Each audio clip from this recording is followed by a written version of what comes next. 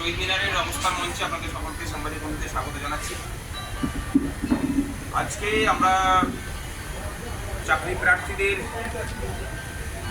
মঞ্চ এবং সংগ্রামী যৌথ মঞ্চ একসাথে একযোগে আলোচনা করে ভবিষ্যতে একসাথে পথ চলার বিষয়ে আমরা সিদ্ধান্ত নিয়েছি।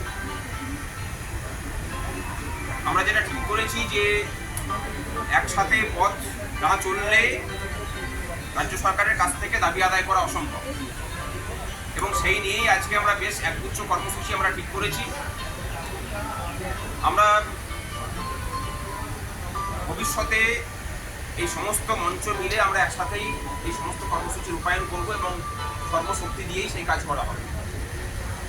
এই কর্মসূচিগুলো হলো আগামী 30শে এপ্রিল বেলা 10টা থেকে আমাদের এই শহীদ মিনারের অবস্থান মঞ্চে আমরা সমস্ত মঞ্চ মিলে একটা রক্তদান শিবিরের আয়োজন করছি, কারণ রক্তের সংকট এখন তীব্রতর অবস্থা নিয়েছে।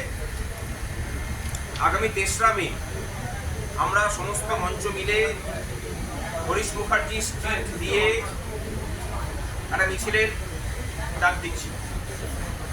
হাজরা মোড় থেকে হরিশ মুখার্জি হয়ে পড়ে আবার হাজরা মোড়ে এসে সেই মিছিল শেষ হবে,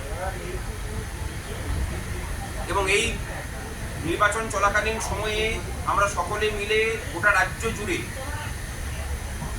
আমরা জেলায় জেলায় অসংখ্য স্ট্রিট কর্নার করে মানুষের কাছে এই সরকারের দুর্নীতি এবং তার ফলে আমাদের যে ক্ষতিগ্রস্ততা তার কথা তুলে ধরব, এবং নির্বাচনের পরে রেজাল্ট বেরোনোর পরে আগামী 13ই জুন আমরা নবান্ন অভিযান এবং অবস্থানের কর্মসূচির কথা ঘোষণা করছি। এই সমস্ত কর্মসূচি নিয়েই আমাদের এই নির্বাচন এবং নির্বাচন চলাকালীন পর্বে কাজ চলবে, এবং তার সাথে এই নির্বাচনের সময় আগামী পরশুদিন ইলেকশন আছে। মানুষ যাতে মানুষের ভোট দিতে পারে এবং ভোট চুরি রোখার জন্য যা কিছু করার সেই কাজও সংগ্রামী যৌথ মঞ্চের নেতৃত্বে এই রাজ্যের কর্মচারী শিক্ষকরা সর্বশক্তি দিয়ে করবে। আমাদের সংগ্রামী যৌথ মঞ্চের সমস্ত সংগঠন থাকছে, তার সাথে চাকরি প্রার্থীদের অনেকগুলো মঞ্চ থাকছে। এখনো পর্যন্ত যতগুলো মঞ্চ যুক্ত হয়েছে তারপরেও আরো মঞ্চ যুক্ত হবে, এবং সেই কথাগুলো চাকরি প্রার্থীদের তরফ থেকে ওরাই শোনা।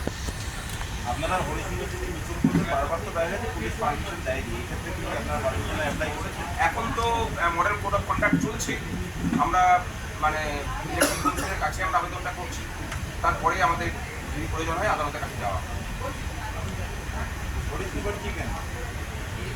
তার কারণ হচ্ছে যে আমরা মনে করছি যে এবারের যে ভোট, পশ্চিমবঙ্গের সব থেকে বড় সমস্যা হচ্ছে রাজ্যের প্রাতিষ্ঠানিক দুর্নীতি, এবং সেই দুর্নীতির পীঠস্থান হচ্ছে যে হরিশ মুখার্জি এবং তার সংলগ্ন এরিয়া। তাই দুর্নীতির বিরুদ্ধে যদি লড়াই করতে হয় সেটা সেখান থেকে শুরু হওয়া উচিত বলে মনে করি। সেই কারণে দুর্নীতির পীঠস্থানই তো লোকে মাথা ধরতে যায়, দুর্নীতির বিরুদ্ধে লড়াইটাও সেরকম দুর্নীতির পীঠস্থান থেকেই আমরা শুরু করি। নবান্ন অভিযান সমস্ত সংগঠন একসাথে আপনারা নবান্নে যাবেন, কোথা থেকে শুরু হবে অভিযান ওটা এখনো পর্যন্ত ঠিক করিনি, আমরা এটা ঘোষণা করেছি, সেগুলো পরে আমরা ঠিক করে জানিয়ে